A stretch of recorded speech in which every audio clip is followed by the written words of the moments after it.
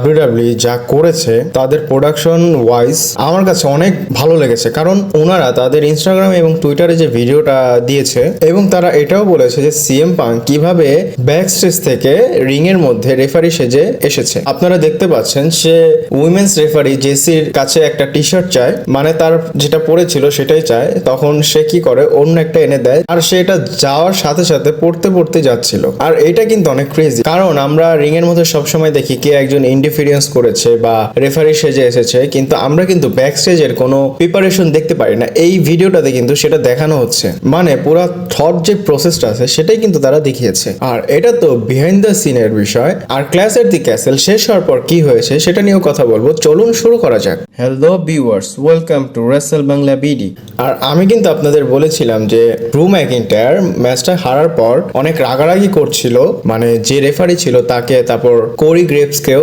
আপনারা একটা fan made video দেখতে পাচ্ছেন যেখানে ড্রু ম্যাকিন্টায়ার অনেক বেশি রাগ হয়ে আছে আর সে অনেক গালিগালাজ করতেছিল।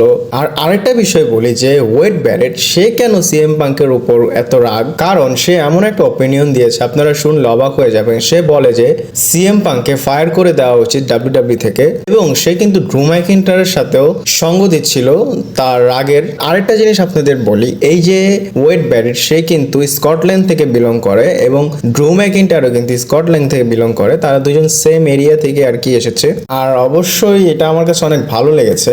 আর আমি বলি এই সময় সবচেয়ে হটেস্ট যদি কোনো ফিউড চলে থাকে সেটা কিন্তু সিএম পাঙ্ক এবং ড্রু ম্যাকিন্টায়ার। আর একটা জিনিস আপনারা নোটিস করেন, এখানে কিন্তু কোনো চ্যাম্পিয়নশিপ অন দ্য লাইনে নাই, তাও কিন্তু তারা স্টোরি লাইনটাকে অনেক বড় করে ফেলেছে। আর ইমেজিন করতেছি যদি আরো কোনো কিছু অ্যাড হয়ে যায় তাহলে কেমন হবে। আর এই রিলেটেড কিন্তু সিএম পাঙ্কে আজকে কোশ্চেন করা হয়েছে, নেক্সট সেটা নিয়ে কথা বলি। ক্ল্যাশ এট দি ক্যাসেলের পরে যে ইন্টারভিউ বা প্রেস কনফারেন্স হচ্ছিল তখন একটা জার্নালিস্ট কোশ্চেন করে যে তোমার এবং ড্রু ম্যাকিন্টায়ারের যে ম্যাচটা হবে সেটা কিন্তু হেল ইন আ সেলে হলে ভালো হয়, এবং সে ডোনাট খেতে খেতে বলে যে তোমাদের অনেক নাম আছে আমি মানি, কিন্তু তোমাদের যে একটা ফ্যান্টাসি ভাব সেটা কিন্তু আমার কাছে চলে না, অন্য জায়গায় গিয়ে করবা।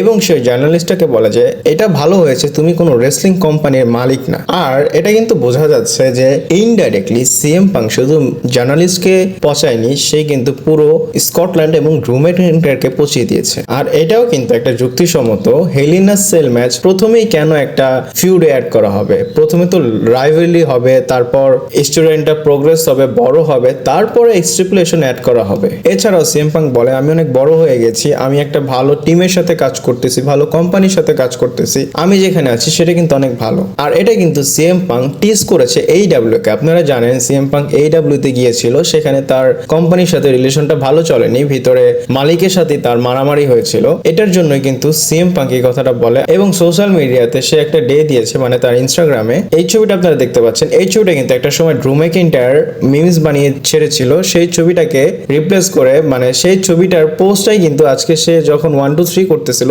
তখন এই পোস্টটা দিয়েছিল। আর নেক্সট যখন শিকাগোতে স্ম্যাকডাউনটা হবে সেখানে সিএম পাঙ্ক একটা গুড নিউজ দিতে পারে এমনটা বলা হয়েছে। এরপরে প্রেস কনফারেন্সের বিষয়ে আরেকটা কথা বলি, যেখানে ট্রিপল এইচ একটা স্টেটমেন্ট দেয়। সে বলে সিএম পাঙ্ক তার সাথে কাজ করে অনেক বেশি মজা লাগছে, he is a pleasure to be around. মানে সে বলে যে ওনার আশেপাশেও যদি থাকা হয় তাহলে আপনারা অন্যরকম একটা আনন্দিত বোধ করবেন। আর আমি চিন্তা করতেছি এটা কি সেই ট্রিপল এইচ যে কিনা একটা সময় শোনা যেত যে সিএম পাঙ্ক এবং ট্রিপল এইচ এর সম্পর্ক ব্যাকস্টেজে ভালো না, এবং সিএম পাঙ্ক যখন চলে গিয়েছিল সে বলেছিল ট্রিপল এইচ এবং ভেন্স ম্যাকম্যান থাকাকালীন আমি কখনো ডাব্লিউডাব্লিউ তে আসবো না। আর এখন দেখেন ওই ট্রিপল এইচ যে কিনা নিজের মুখে সিএম পাঙ্কের তারিফ করতেছে, এবং সে এই কথাটাও বলে যে আমি বলতে পারবো না বা আমি তোমাদের বুঝাতে পারবো না আমি কতটা খুশি যে সিএম পাঙ্ক আমাদের কোম্পানিতে এসেছে, আমি সিএম পাঙ্ককে আমাদের কোম্পানিতে নিয়ে এসে অনেক বেশি খুশি। এরপর গাইস আরেকটা স্টোরি বলি, ক্ল্যাশ এট দি ক্যাসেল না, এটা অন্য একটা বিষয়। একটা অ্যানাউন্স হয় যেখানে প্রো রেসলিং নোয়া যেটা জাপানে হয়,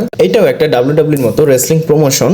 ডাব্লিউডাব্লিউ তাদের সাথে কোলাবরেট করতেছে এবং ইউ স্কাই যাবে সেখানে ফাইট করতে, কার সাথে? উটামির সাথে। এছাড়াও আরেকটা ম্যাচ অ্যানাউন্স হয়, এজে স্টাইল ভার্সেস মারুফুজির একটা ম্যাচ হবে।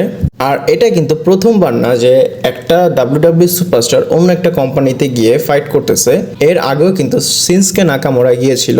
আর AJ স্টাইল যদি মারুফুজির সাথে ফাইট করে তাহলে আপনারা আমি বলতে পারি দেখে মজা পাবেন। আর মজার কথা যেহেতু বলতেছি, আরেকটা জিনিস আপনাদের দেখাই, মানে নেক্সট স্টোরি, সেটা হচ্ছে আন্ডারটেকারের বিষয়। আন্ডারটেকারের একটা রিসেন্টলি ফটো আসে, একটা ফটো আসে আপনারা দেখতে পাচ্ছেন। আর আপনারা এটা কি দেখতে পাচ্ছেন, ইজিলি আমরা যখন প্লে স্টেশনে গেম খেলি তখন আমরা এটা রিল্যাক্স ফিল করি। আর আন্ডারটেকারকে দেখে মনে হচ্ছে তার জিন্দেগি বা জীবন এটার মধ্যেই সুখ, তার যত সুখ আছে এই গেমের মধ্যেই সে পায়। আর দেখে মনে হচ্ছে আন্ডারটেকারের লাইফ এই গেমের মধ্যে ডিপেন্ডেড, সে এটা ছাড়া হয়তো চলতেই পারে না, ঘরে থাকতেই পারে না। আর আন্ডারটেকারের কত আলিশান শখ দেখছেন, সে পা একদিকে উঠিয়ে আরেকটা পা নামিয়ে শুয়ে হেলান দিয়ে গেমস খেলতেছে। এরপরে রোমান রিন্সের একটা গুড নিউজ দেই, বা ভালো একটা নিউজ। রিসেন্টলি রোমান রিন্সের একটা গুড নিউজ জানা গিয়েছে। রোমান রিন্সের কাছে একটা ফ্যান, যে কিনা অসুস্থ ক্যান্সারের রোগী, সে ডিমান্ড করে যে সে ব্যাড বানিকে দেখতে চায়, এবং রোমান রিন্স তো সেই রোগীটার সাথে দেখাও করে,